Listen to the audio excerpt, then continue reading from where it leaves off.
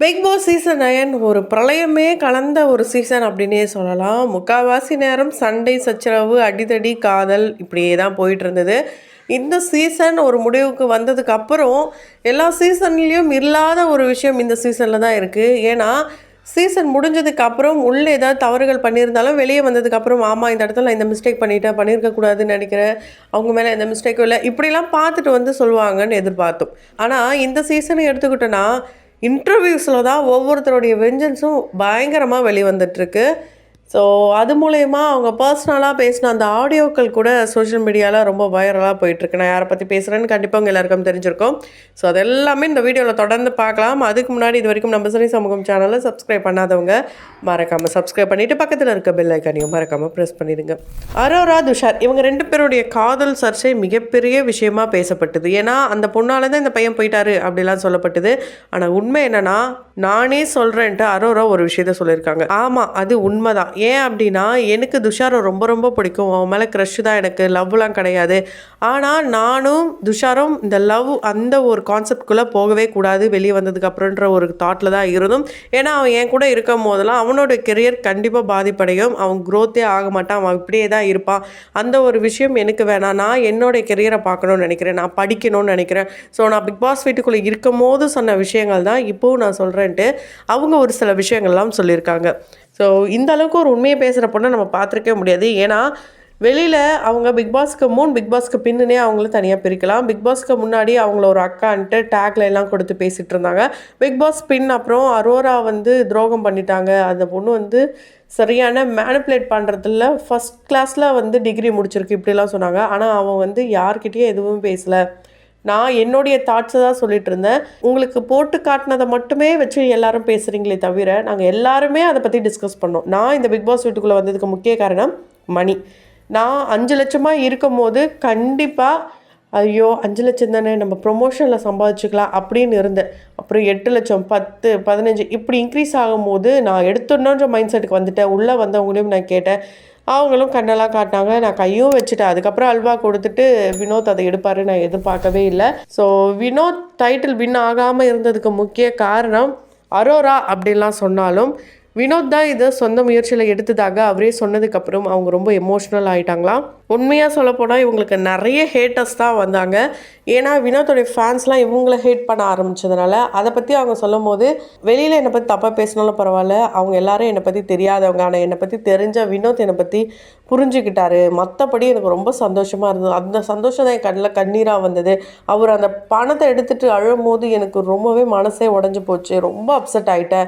ஏன்னா நான் ஸ்டூப்பிடாக திங்க் பண்ணிக்கிட்டே இருந்ததுனால தான் இந்த ஒரு முடிவு. நான் ஒரு முடிவு எடுத்திருந்தேன்னா கண்டிப்பாக ஒரு நல்ல டிசிஷன் இருந்திருக்கும். நான் பணத்துக்காக தான் வந்திருந்தேன், பணம் என் கையில் கிடச்சிருந்தா ரொம்ப ரொம்ப சந்தோஷம் எனக்கு, இப்படிலாம் அவங்க சொல்லியிருந்தாங்க. ஸோ ஒரு பொண்ணு பணத்துக்காக தான் நான் வந்தேன் அப்படின்னு சொல்கிறதுலாம் ரொம்ப பெரிய விஷயம். ஆனால் இவங்க உண்மையிலே சொல்லியிருக்காங்க. அது மட்டும் இல்லாமல் இன்னொரு எக்ஸ்க்ளூசிவான விஷயம் என்னென்னா, அவங்க ஒரு முடிவு எடுத்திருக்காங்க.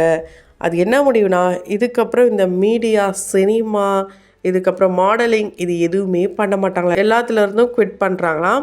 ஆமாங்க, இந்த பணம் சம்பாதிக்கணுன்ற காரணமே அவங்க ஃபாரின் போய் படிக்கணும், அதுக்காக தான் மீடியாக்கே வந்ததாம். ஏன்னா இந்த சின்ன வயசில் மீடியா நீ எப்படி சம்பாதிப்ப, நீ எப்படி தனியாக வாழ்வை பார்க்கலான்ட்டு அவங்களுடைய ஃபேமிலி எல்லாருமே எதிர்த்து நின்னப்போ கூட எந்த ஒரு சப்போர்ட்டுமே இல்லாமல் வந்த இவங்களுக்கு ஆடியன்ஸ் சப்போர்ட் பண்ணி இந்தளவுக்கு கொண்டு வந்திருக்காங்க. ஸோ அவங்க அதை அக்செப்ட் பண்ணலை அப்படின்னா கூட ஓகே நீ பண்ணு பார்த்துக்கலாம் அப்படின்ற மாதிரி மனநிலையில் இருந்ததுனால இப்போ அவங்களுக்கு இந்த பணம் கிரெடிட் ஆனதும் இதை விட்டு தமிழ்நாடு, இந்தியா எல்லாத்தையும் விட்டு பறந்து இவங்க போலாந்து போகிறாங்களாம். அங்கே இருக்கிற யூனிவர்சிட்டியில் இவங்க நர்சிங் படிக்க போகிறாங்களாம். ஸோ அது ஒரு சர்வீஸ் தான், கண்டிப்பாக இதை யாரும் தவறாக பேசக்கூடாது. ஸோ சர்வீஸ்க்காக இவங்க போகிறாங்க. நர்சிங்லாம் ரொம்ப பெரிய விஷயம்.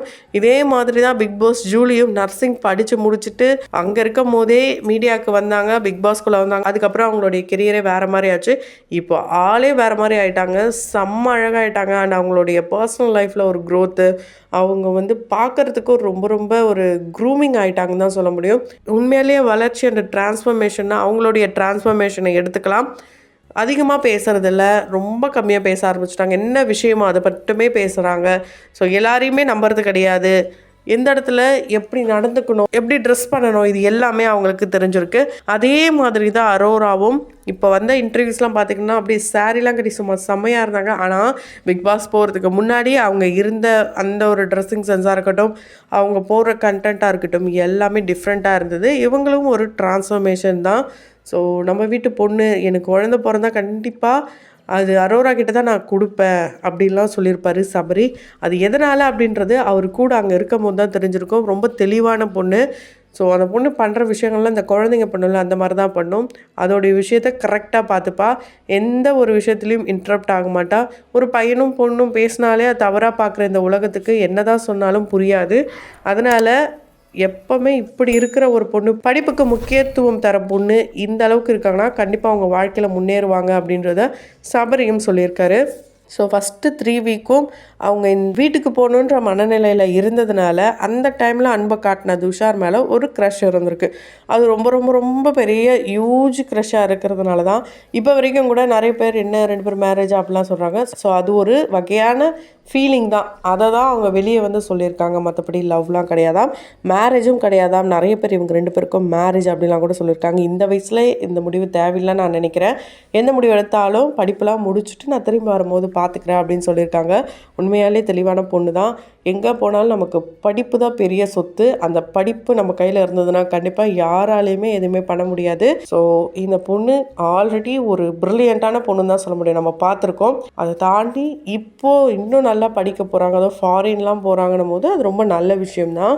ஸோ 2 நாளாக தூக்கமே இல்லாமல் அந்த பணம் போச்சுன்ற வருத்தத்தில் இருந்தவங்க ஓகே என்னை புரிஞ்சுக்கிட்டாங்களான்னு நினச்சி ரொம்ப சந்தோஷமாக இருந்திருக்காங்க. விக்ரம் இவரும் வந்து பணம் எடுக்கணுன்ற ஒரு மைண்ட் செட்டில் இல்லவே இல்லையா. அவருக்கு அந்த எக்ஸ்பீரியன்ஸ் பண்ணோம், நான் பணத்தெல்லாம் சம்பாதிச்சுப்பேன் அவர் சொன்ன கான்ஃபிடென்ட்டால் தான் இவங்க பணம் எடுக்காமலே விட்டுருக்காங்க. மற்றபடி ஒரு விஷயத்த நம்ம நினச்சோன்னா அதை டக்குன்னு செஞ்சிடணும் அப்படின்றத மட்டும் அந்த ஒரு இன்சிடெண்ட் மூலிமா இவங்க லேர்ன் பண்ணியிருக்காங்க. ஸோ இந்த பணப்பெட்டி எடுக்க இவங்க மட்டும் இல்லைங்க, வெளியிலேருந்து கூட உள்ளே போயிட்டு நீ வந்து எடுக்க சொல்லலாம் சொல்லியிருக்காரு ஒருத்தர். நம்ம எல்லோரும் பார்த்துருப்போம். பிரிஜன் வந்து சாண்ட்ராவை எடுக்க சொல்லி ரம்யா கிட்ட சொன்ன ஆடியோவும் கொஞ்ச நேரத்துக்கு அப்புறம் இல்லை வேண்டாம் எடுக்க வேணான்னு சொன்ன ஆடியோவும் ரிலீஸ் பண்ணியிருந்தாங்க. ஆனால் இன்டர்வியூவில் வந்து சாண்ட்ரா சொல்லியிருப்பாங்க, கனி தான் ஏதோ பிளான் பண்ணி கொடுத்துட்டாங்க போல இருக்குது, அதனால தான் அவங்க வந்து ரம்யா என்கிட்ட சொல்லலைன்னு சொல்லியிருப்பாங்க. ஆனால் உண்மை என்னன்ற ஆடியோவை ப்ரூஃபோடையே அனுப்பிச்சிட்டாங்க ரம்யா. ஸோ ரம்யா, சாண்ட்ரா இவங்களுடைய இந்த கான்ட்ரவர்சியலும் ஒரு பக்கம் போயிட்டுருக்கு. இந்த சீசனை பொறுத்த வரைக்கும் பிக் பாஸ் முடிஞ்சாலும் கண்டினியூ ஆகிறது இவங்களுடைய சண்டை, பிரச்சனை, சச்சரவு இதெல்லாமே தான். ஸோ திரும்பவும் ஒரு கார் டாஸ்க்கு வந்திருக்குங்க. எதுலன்னு பார்த்தீங்கன்னா ரியல் லைஃப்லேயும் சபரி, அரோரா, திவ்யா, கம்ருதீன், வியானா இவங்க எல்லாருமே திரும்பவும் காரில் போகிறாங்க. வினோத்தும் இருக்கார். உண்மையாலே இது ஒரு நல்ல நட்பு தான். ஒரு சிலர் இதை தவறாக பேசுகிறீங்க, அதெல்லாம் தேவையில்லை.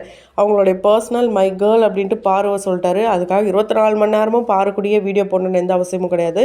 ஃப்ரெண்ட்ஸ் கூட ஜாலியாக என்ஜாய் பண்ணுறாரு. மற்றபடி இதில் எந்த தவறும் கிடையாது. அண்டு நிறைய பேர் சபரியும் திவ்யாவும் சேர்ந்தால் நல்லாயிருக்கும் ஆசைப்பட்றீங்க. அது நடக்குதா இல்லையான்றத அவங்க தான் முடிவு பண்ணணும். ஸோ இதை பற்றி உங்களுடைய கருத்துக்கள் என்னன்றதை கமெண்ட் பாக்ஸில் மறக்காமல் கமெண்ட் பண்ணுங்கள். தொடர்ந்து வீடியோஸில் பார்க்கணும்னு நினச்சிங்கன்னா உடனே நம்ம சினி சமூகம் சேனலை சப்ஸ்கிரைப் பண்ணிவிட்டு பக்கத்தில் இருக்க பெல் ஐக்கனையும் மறக்காமல் ப்ரெஸ் பண்ணிவிடுங்க.